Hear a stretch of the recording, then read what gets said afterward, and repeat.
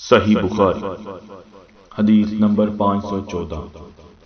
ابراہیم نے اسود کے واسطے سے بیان کیا، انہوں نے عائشہ رضی اللہ تعالی عنہا سے دوسری سند، اور عامش نے کہا کہ مجھ سے مسلم بن صبیح نے مسروق کے واسطے سے بیان کیا، انہوں نے عائشہ رضی اللہ تعالی عنہا سے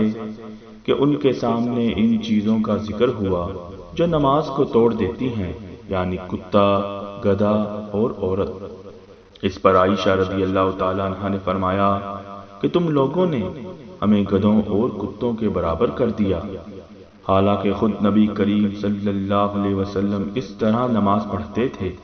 کہ میں چارپائی پر آپ صلی اللہ علیہ وسلم کے اور قبلہ کے بیچ میں لیٹی رہتی تھی۔ مجھے کوئی ضرورت پیش آئی،